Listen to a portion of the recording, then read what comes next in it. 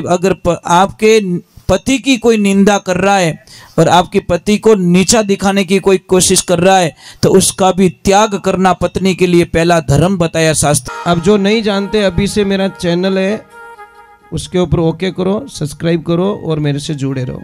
बहुत सारी बातें ऐसी बताई है मैंने जो आप कल्पना नहीं कर सकते हो।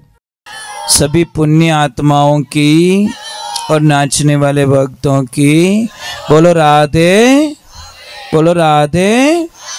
जय श्री कृष्णा। केम छो? आछू मजामा छू तो बांधो नहीं। देखिए, एक बात का ध्यान रखें, आप लोग बहुत सारे लोग यहाँ पे बहुत अच्छे अच्छे लोग बैठे हो, विद्वान लोग बैठे हो।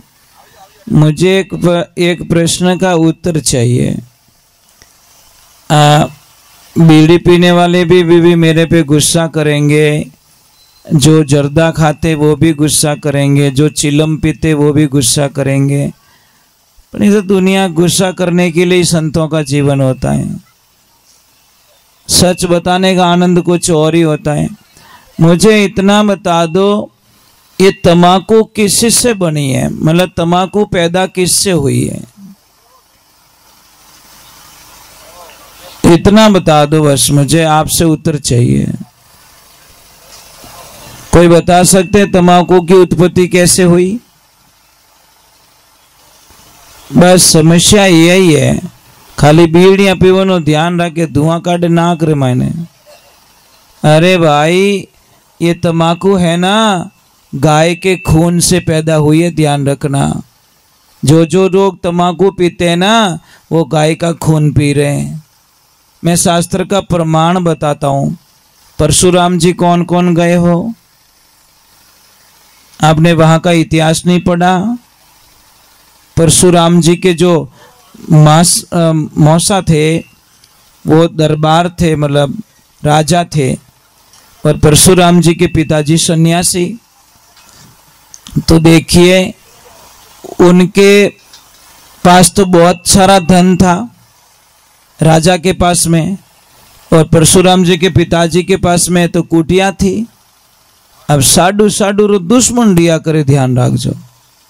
एक साडू कने कहीं एक मोटरसाइकिल दूजोड़ो बेटो फॉर्च्यूनर लाई, साडू नीचू दिखावन वास्ते कि मार्कनी इतनी प्रॉपर्टी है, मार्कनी इतनी गाड़ियां है, मार्कनी इतना बंगला है। ईर्ष्या भाव गणो रेवे।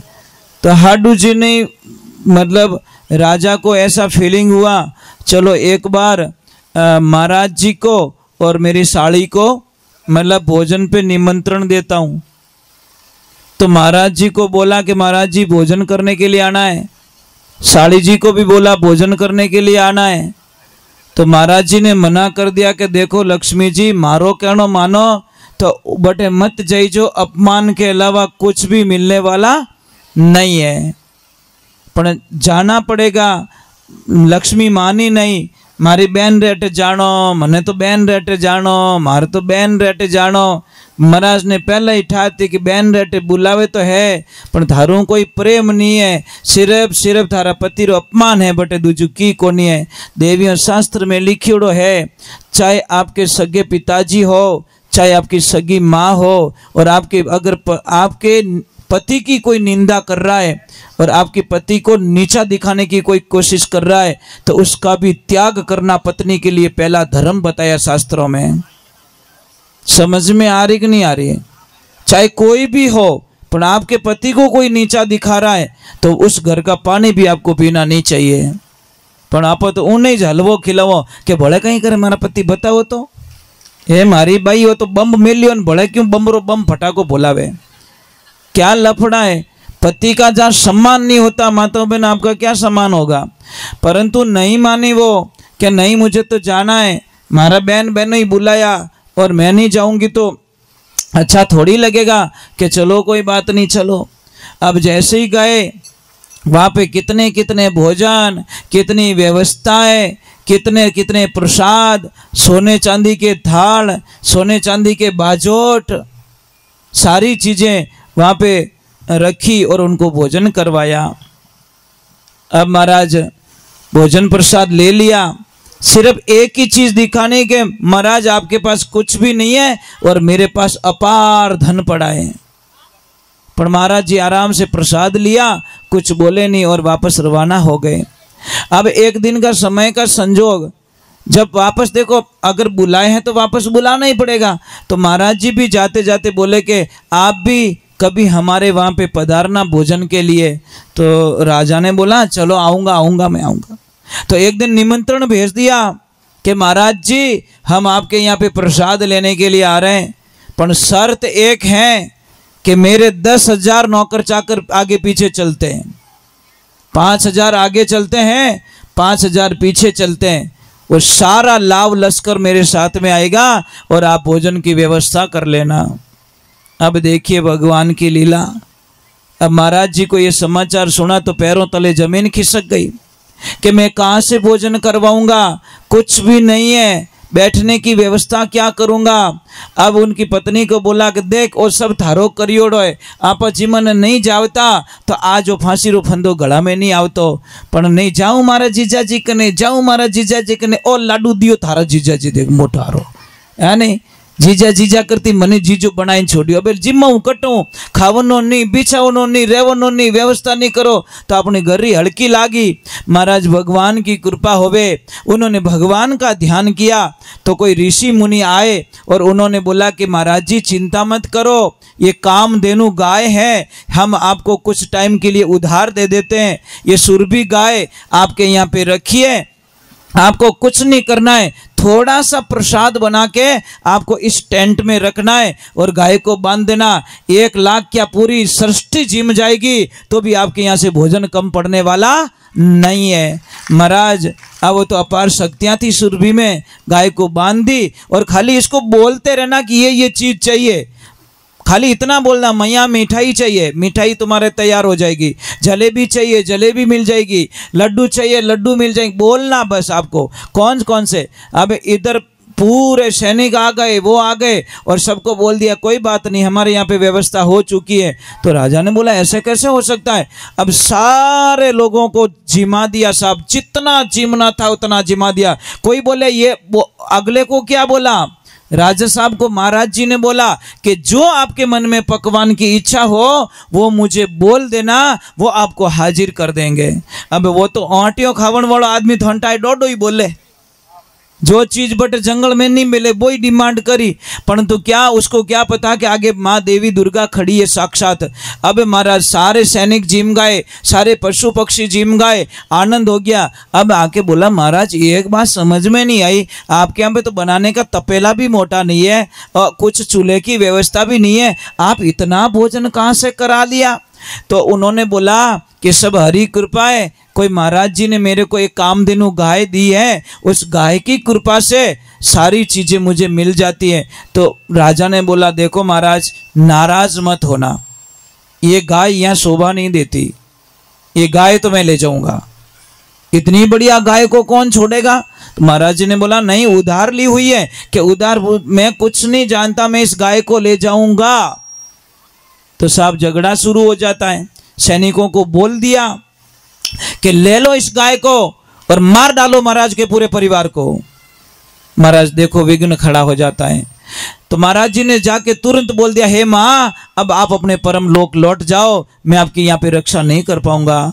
तो गैया मैया टेंट को चीर के निकलने लगी तो उस राजा ने उस गाय को नीचे डालने के लिए बाण चला दिया, वो बाण लग गया पैर में और जहाँ जहाँ खून की बूंद पड़ी वहाँ तमाकू पैदा हो गई। ये तमाकू नहीं है तमाकू, तमा का मतलब गाय और खू का मतलब खून, गाय के खून से तमाकू पैदा हुई और हम लोग बड़े चाव से तमाकू को मुंह में डाल के, अरे कोई बीड़ी पी के खा रहा है, कोई गुटखा खा रहा है, कोई मिराज खा रहा है, कोई चिलम पी रहा है। ये महाराज आप गाय के खून को पी रहे हो, आपने इतिहास जाना नहीं और हम लोगों को पता नहीं किसने सिखा दिया और हमारे नस नस में तमाकू को डाल दी। इसीलिए मैं प्रार्थना करता हूँ अगर छोटी सी भी आप गाय से प्रेम करते हो, सचमुच में गाय के भक्त हो तो कभी जिंदगी में तमाकू मत खाना। तो आपका शास्त्र तो इतना कह चुका है, शास्त्र में इतना लिख चुके हैं कि जो कोई भी जो तम्बाकू खाता है उसका यज्ञ कभी पूर्ण नहीं होता। और जो कोई भी ब्राह्मण देवता हो अगर तम्बाकू खाते हैं, वो यज्ञ करवाते हैं, तो उनका यज्ञ भी कभी सफल होने वाला नहीं है। खाने वाला और खिलाने वाला। तीसरे नंबर की एक बात बोल देता हूँ आपको, मैं आपसे वंदन करता हूँ। अब देखो वाह, अब खावन पीवन वाला रे फांसी रो फंदो लाग गो, वो तो गुस्सा करेंगे मेरे पे कि महाराज के चक्कर में मत आना, तू तो निकाल, धुआं निकाल, तभी तो मूड बनेगा। मैं आपको एक बात बोल दूं, तम्बाकू आपके जीवन को बर्बाद कर रही है। आप चिलम पीते हो तो चिलम के अंदर देखना काला काला वो जम जाता है साहब। अंदाज लगाओ, चिलम में जो जम जाता है वो हाथ से नहीं निकलता। तो आप कोई चाकू लेते हो और चाकू से अंदर चिलम को साफ करते हो, तब जाके वो निकलता है। तो अंदाज लगाओ, जब चिलम में इतना कचरा जम गया तो इस चिलम में कितना कचरा हो गया होगा साहब, यहाँ कितनी गंदगी हो गई होगी। एक छोटी सी बात है, आपका ये मकान बना हुआ है, ये आपका मकान बना, मकान के गेट के सामने कोई कचरे की बाल्टी खाली कर दे, आपको गुस्सा आएगा कि नहीं आएगा? के राजी होंगे? के डांस करोगे, आने दे आने दे आने दे तू आने दे, ऐसा बोलोगे? लठ निकालोगे कि आने दे तू, अब आजा तू, इस बार बाल्टी लाया नहीं, ये लठ पड़ेगा तेरे को, गुस्सा करोगे?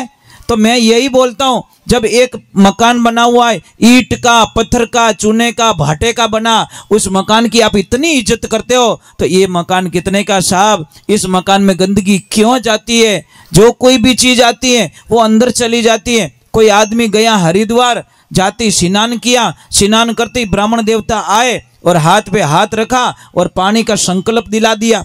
बोलो भाई ले लो संकल्प। वो बोले ओ कहीं लफड़ो है, कि लफड़ा पड़ा कुछ नहीं है, गंगा स्नान किया, कुछ तो छोड़ना पड़ेगा। वो बोले मैं कहीं छोड़ूं? अरे कुछ भी छोड़ो। तो महाराज जी ने बोला चाय पीते हो? कि महाराज जी मैं तो चाय पीता हूँ। तो चाय छोड़ दो। कि नहीं महाराज जी चाय नहीं छोड़ सकता। कि क्यों? कि चाय छोड़ूं तो हमारी तो आंखें ही नहीं खुले, मैं चाय पीता हूं तो ही मेरी आंखें खुलती है। कोई बात नहीं। बीड़ी पीते हो? कि ओ 2-3 बंडल उड़ा देता हूं, तो बीड़ी छोड़ दे। कि बीड़ी नहीं छोड़ सकता, क्योंकि बीड़ी छोड़ दो गैस बने। तो क्या अमल खावे? कि धाबू धब खाऊं, तो अमल छोड़ दे। कि नहीं बाप जी अमल छोड़ो तो हमारे कब्जी बने। तो महाराज जी बोले बेटी रे बाप कुछ तो छोड़ दे, आया है तो कुछ तो छोड़ दे। वो बोले महाराज मैं सौगंध खाता हूं कि आज के बाद हरिद्वार लौट के कभी वापस नहीं आऊंगा। वारे वारे वारे वारे वारे बेटो, अमल छोड़े नहीं, बीड़ियां छोड़े नहीं, तम्बाकू छोड़े नहीं, चाय छोड़े नहीं, वो हरिद्वार ही छोड़ दियो महाराज। कई लोगों को ऐसी बातें बताते हैं ना, तो सत्संग में आना छोड़ देते हैं, नाम सुनते अरे कौन आना है सोनू महाराज, अरे वो तो बीड़ियां नहीं पीन देते, जान दे जान दे जान दे, वो अच्छे महाराज नहीं है। अरे भाई हमारा जीवन है, मैं तो ये कहता हूँ परमात्मा ने ये शरीर दिया है, इसको मंदिर बनाओ। ईड़ा पीड़ा जोए जगत से घर सुखमण का लीजिए, त्रिवेणी के रंग मैल में उन्मनासन कीजिए, अरे भक्ति राजी वेने कीजिए, जो थारो माइलो कयो नहीं माने दोष गुरा ने मत जीजे। महाराज आए हो तो खोज करो, खोज करोगे तो खबर पड़ेगी। आप जानते हो शरीर में कितनी अपार शक्तियां हैं। हमारे शरीर में गणेश भगवान कहाँ विराजमान है, बता सकते हो आप लोग? कहाँ विराजमान है? एक भजन गाते हैं ना बुजुर्ग लोग, अरे मूल रे कवल में बसत गणेश सारे, सुमिरन करो हमेश मनावो सैया उमियारो लाल गणेश। मूल कवल, ये नाभि से 3 अंगुल नीचे, यहाँ पे मूल कवल में गणेश भगवान विराजमान है। नाभि के और गणेश जी की जो चक्कर है ना, उसको मूलाधार चक्र कहते हैं। उसके बाद में सेकंड आता है स्वाधीन चक्र, उसमें विराजमान रहते ब्रह्मा जी और सावित्री जी। फिर नाभि में विराजमान रहते लक्ष्मी जी, नाभि कवल में लक्ष्मी जी और विष्णु भगवान। फिर हृदय कवल में भोलेनाथ और माँ पार्वती जी विराजमान रहते। कंठ कवल में माँ दुर्गा विराजमान रहती है। और ये त्रिकुटी है। और सहस्त्रार चक्र में पहुंचना, मन पवना वटे पहुंचे नहीं मारी हेली नहीं भरमरो नाव, कहवे कबीर सा धर्मी दास ने तू आदि पुरुष ने धाय। जब तक आपको इन चीजों के बारे में जानकारी नहीं मिलेगी तब तक आप ढूंढते रहोगे बाहर, और बाहर कभी भगवान मिलने वाले नहीं है। एक छोटी सी बात बताऊं आपको, ये मंदिर के अंदर महादेव जी के मंदिर बाहर लटके रिया है, बता दो? अंदर है ना, पानी के लोटे के अंदर पानी है कि बाहर है? सिम मोबाइल के अंदर है कि बाहर लटकाते हो? बस समझ में आ रहा नहीं? वो के बाहर लटकाऊं, मेरा कहने का मीनिंग समझ रहे हो? भगवान कहीं नहीं है, भगवान मौको क्या ढूंढे बंदा, मैं तेरे पास में, काशी द्वारका में नहीं बसता, मैं बसता तेरे विश्वास में, और विश्वास है वहाँ भगवान है। और एक मैं थोड़ा सा आपको शंका निकाल देना चाहता हूँ। कई लोग सोचते होंगे महाराज जी पैसों के लिए भजन गाते हैं। प्लीज़, मैं पैसों के लिए कभी भजन गाया नहीं और नहीं मैं गाऊंगा जीवन में। मैं सिर्फ गाता हूँ भजन गाय माता के लिए। मेरा कोई लेन देना नहीं पैसों से। जो भी पैसा बचता है इन लोगों का खर्चा निकाल के, साउंड का खर्चा, गाड़ी का खर्चा, यहाँ का खर्चा, जो भी स्टाफ का खर्चा निकाल के जो भी पैसा बचता है, एक एक रुपया गाय माता का होता है। और महाराज उसमें से 1 रुपया खर्च करना और गाय का खून पीने के बराबर समझते हैं। हम लोग रास्ते में कोई चाय पीते हैं ना, खुद के पैसों से पीते हैं। अगर इनको भूख लगी है, खाना खाना है, तो भी हमारी जेब के पैसे खर्च होते हैं। उस पैसे में से हमारा कोई अधिकार नहीं होता। और महाराज एक छोटी सी बात है, मैं यहाँ सिर्फ प्यार प्रेम के लिए आया, पैसों के बजट में कोई लेन देन नहीं हमारा। पूछ लेनो देवी सिंह जी से, इन्होंने बोला कि आप सिर्फ देखो, या तो प्रेम चलेगा या पैसा, दोनों में से एक चीज़ मुझे रखनी पड़ेगी। या तो मैं पैसे से प्रेम करूं, तो मैं पैसे से अगर प्रेम करता तो रियलिटी में बोल रहा हूँ मैं आज यहाँ नहीं आ सकता, क्योंकि इन्होंने स्पष्ट बात बता दी मेरा बजट इतना नहीं है। तो मैंने इनको बोला पैसे मत बोलो, आप तो तारीख तय करो। ये चीज़ होती है।